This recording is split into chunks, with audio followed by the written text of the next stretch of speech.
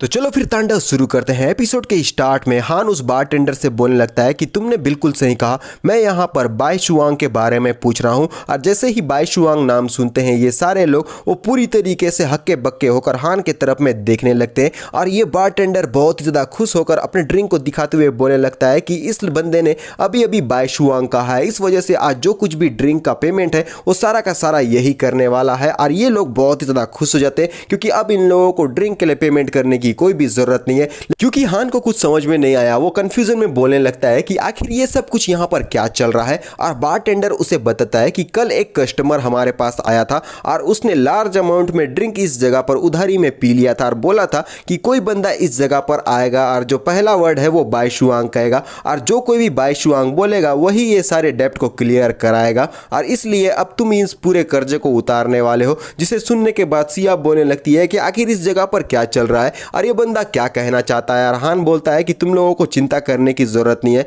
और हो ना हो ये बंदा तो फैन ही है जो ये सारी चीजों को कर सकता है। फिर वो बारटेंडर अपने पास से एक बॉक्स निकाल कर हान को देते हुए बोलता है कि साथ में उस बंदे के पास एक बॉक्स भी था जिसने उसे मुझे दे दिया और कहा था कि मैं पर्सनली इसे तुम्हें दे दूं। मैं इसे खोलना तो चाहता था और देखने का भी इच्छा था कि इसके अंदर में क्या है, लेकिन फिर भी मैंने इसे बिल्कुल भी ओपन नहीं किया। और हान उस बॉक्स को लेते हुए बोलने लगता है कि आखिर मैं जानना चाहता हूं कि फैन हम लोगों के लिए क्या छोड़ के गया है। और जैसे ही वो बॉक्स को खोलता है उसके अंदर से एक लेटर निकलता है जिसे देखने के बाद हान, सिया और ली तीनों के तीनों अचंभित हो जाते हैं। और लेटर में कुछ बातें लिखी हुई है जो कि मैं शॉर्टकट में बोलता हूं। पहली बात तो ये कि ये जो पैरासाइट मदर है वो बच्चों को प्रोड्यूस कर रही है और सारा का सारा जो लिंक है वो जाओ के साथ में मिलता है। ली को ये बातें समझ में नहीं आती और वो हान से पूछती है कि आखिर तुम्हारा टीममेट क्या बोलने की कोशिश कर रहा है। और हान उससे बोलता है कि पैरासाइट मदर का रिप्रोडक्शन स्टार्ट हो गया है और अब तक 7 पैरासाइट इस जगह पर आ चुके हैं जो कि बिल्कुल भी ठीक नहीं है। अर्ली बोलती है अच्छा तो ऐसी बात है।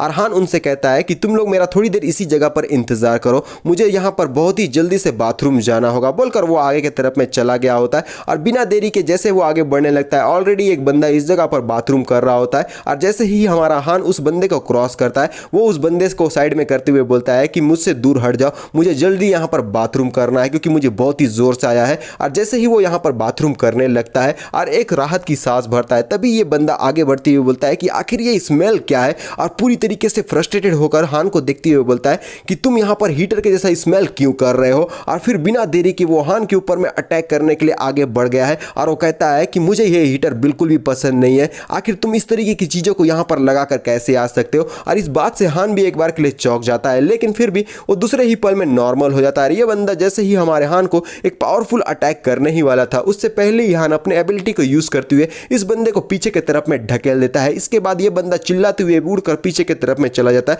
और उसके माथे से ये जो पैरासाइट है वो भी निकल गया है जो कि उसके अंडर कंट्रोल में था। और फिर हान उस पैरासाइट को पकड़कर बोलता है कि ये है एक्लिप्स जग। और हान के हाथों से बचने के लिए ये पैरासाइट बहुत ही ज्यादा मुशक्कत करने लगता है लेकिन फिर भी हान इसे बिल्कुल भी नहीं छोड़ता और अपने पावर का इस्तेमाल करते हुए अपने हाथों से ही उसे मसल के उसी जगह पर मार देता है। और तभी इन आवाजों को सुनकर सिया और ली भी अंदर आ जाते हैं और वो बोलते हैं कि आखिर यहाँ पर किस प्रकार की आवाजें आ रही है। और फ्लोर के नीचे में एक बंदा यहाँ पर बेहोश पड़ा हुआ है जिसे ली चेक करने लगती है। और सिया बोलती है कि आखिर ये बंदा है कौन। और हान उससे बोलता है कि ये ब्रिज डांस हॉल का ओनर है और साथ में ये एक्लिप्स जर के अंडर कंट्रोल में अभी तक था लेकिन मैंने उस पैरासाइट को अभी अभी एलिमिनेट भी कर दिया। और सिया कहने लगती है कि यहाँ पर 7 और ऐसे पैरासाइट्स हैं और पता नहीं वो किनके ऊपर में होंगे, आखिर हम उनका अनुमान कैसे पता करेंगे। और ली बोलने लगती है कि जो कुछ भी मैंने राइट किया है उससे यही पता चलता है कि ये जितने भी बैड गाइज है ना वो मेन कैरेक्टर के आजू बाजू में ही मौजूद रहते हैं। और ये जो टीममेट है लीमिंग यानी कि ओनर का, हो सकता है कि वो भी उस पैरासाइट से अफेक्ट हो गए हों। और हान कहता है कि चलो हम बाहर में जाकर देखते हैं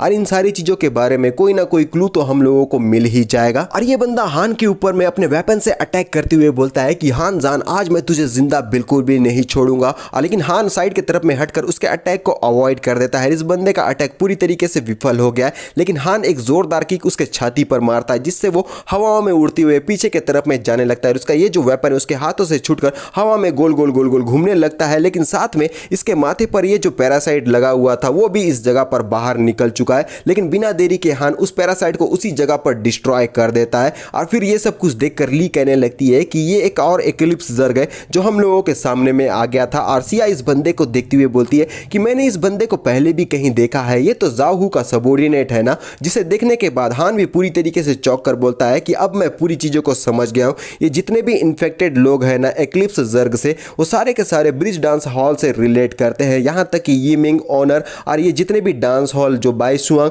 ये सारे के सारे चीज़ें एक दूसरे से कनेक्टेड है। और ये फैन जो है इसी के बारे में हम लोगों को बताने की कोशिश कर रहा था। और हो ना हो ये बंदा भी इस डांस हॉल से ही रिलेट करता है यार। ये जितना भी कनेक्शन है ना वो जाकर सिर्फ एक ही बंदे से मिलता है जो कि अभी एक्टिंग कैप्टन है फर्स्ट स्क्वाड इन डीप ब्लू सिटी, जिसका नाम है जाहू। और सारी बातों को अच्छी तरीके से समझने के बाद हान पूरी तरीके से चौंक कर बोलता है कि अब मैं जान चुका हूं कि फैन कहां पर गया है, हमें जल्द से जल्द उस जगह पर पहुंचना होगा। और फिर हम देखते हैं कि हमारा सीन जो है वो जाओ के तरफ में शिफ्ट हो चुका है, जहां पर वो बोलने लगता है बड़े ही अजीबोगरीब तरीके से कि ये बहुत ही ज्यादा कंफर्टेबल है। और मैं इस बात को भी समझ पा रहा हूं कि जब वो साओमी के साथ में था तो इस तरीके से विचित्र व्यवहार क्यों कर रहा था। और फिर हम देखते हैं कि ये लड़की को घोड़ी बनाकर उसके साथ में इंटीमेट होते रहता है और लड़की बोलने लगती है कि कैप्टन जाओ आप तो बहुत ही ज्यादा पावरफुल है और मुझे आप बहुत ही ज्यादा पसंद भी हैं। और तभी यहां पर इन दोनों के तक दिनादिन धा में इंटरफेयर करते हुए एक बंदा जोरदार दरवाजे को लात मारकर अपनी एंट्री इस जगह पर दे देता है और इन दोनों के तक दिनादन में इंटरफेयर कर चुका है।